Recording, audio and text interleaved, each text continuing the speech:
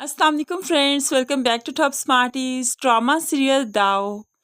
अक्सर ड्रामास में हीरोइंस को इतना मासूम पोर्ट्रे किया जाता है कि हकीकत से बहुत दूर लगने लगते हैं, क्योंकि कोई भी करैक्टर इतना मासूम नहीं हो सकता कि अपने ही हक के लिए ना बोले, आवाज़ ना उठाए।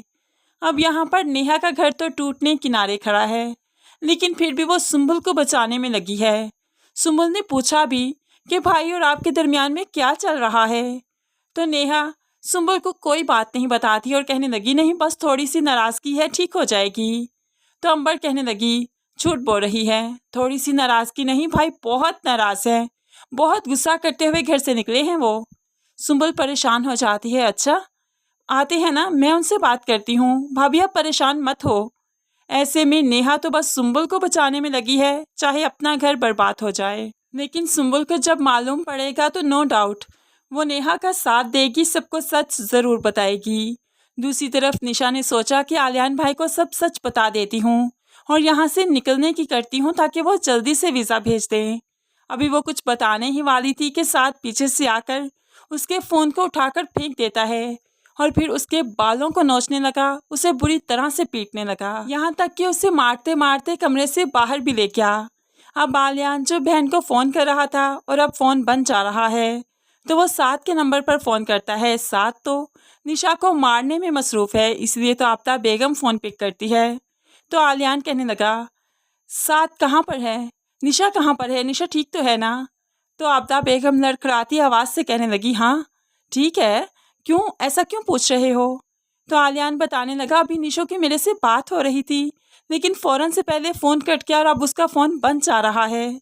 तो आफ्ताब बेगम कहने लगी, वो अभी साथ के साथ बाहर निकली है, उसके फ़ोन की बैटरी डेड हो गई थी ना, तो चार्जिंग पर लगा है।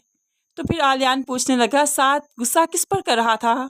चीखने की आवाज़ें आ रही थी जब मैं फ़ोन में था। तो अब आफ्ताब बेगम घबरा सी गई, नहीं बेटा वो साथ तो निशा पर थोड़ी गुस्सा कर रहा था, वो निशा पर तो कभी गुस्सा नहीं करता ना, उससे तो बहुत मोहब्बत करता है, मुलाजमों पर गुस्सा कर रहा था। जानते तो हो आजकल के मुलाजिम कितने कामचोर हैं, अपने काम करते ही नहीं।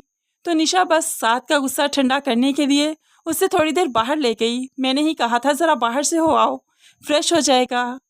तो आलियान अभी भी सेटिस्फाई नहीं हुआ और आफ्ताब बेगम से कहने लगा, अच्छा तो फिर सात का फ़ोन आपके पास क्यों है? मैंने तो सात के नंबर पर कॉल की ना, ये सात का नंबर है, तो वो अपने साथ नहीं ले गया क्या?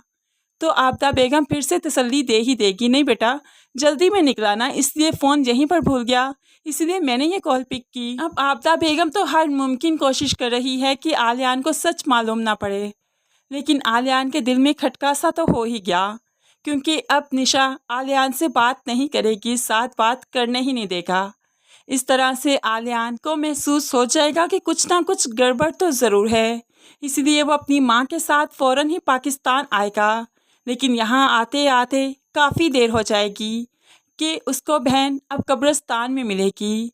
उसके बाद ही तो अब आफ्ताब बेगम और अलमास के बुरे दिन शुरू होंगे, जिसका निशाना अलमास की औलाद बनने वाली है। अब जैसे निशा की मौत हुई, आलियान चाहता है कि वो सुंबुल से शादी करे और सुंबुल को मारे, ताकि अलमास को अंदाज़ा हो कि अपनी औलाद की मौत क्या होती है।